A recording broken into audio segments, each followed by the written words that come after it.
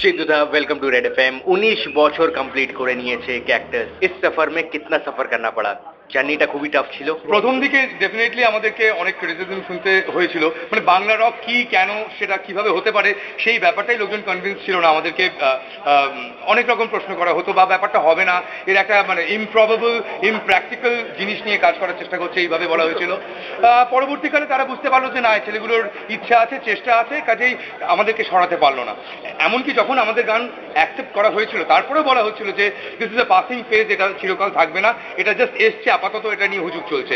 কিন্তু বাই নাও আমরা প্রমাণ করে দিয়েছি যে এটা আমরা জাস্ট একটা পাসিং ফেজ, চলতি হওয়া হিসাবে আসিনি, আমরা থাকার জন্যই এসেছি। আমরা এতদিন 19 বছর থেকেছি, আরও থাকবো। এর জন্য আমাদের যাবতীয় অডিয়েন্সকে আমাদের থ্যাঙ্কস দেওয়া উচিত, বা দিচ্ছি আর কি, যে তাদের সাপোর্ট ছাড়া আমরা ডেফিনেটলি এই 19 বছর টিকে থাকতে পারতাম না। থ্যাংক ইউ এভরিবডি যারা ক্যাক্টাসে গান শুনেছে, তাদের প্রত্যেকে আমাদের দরকার। बजाते रहो।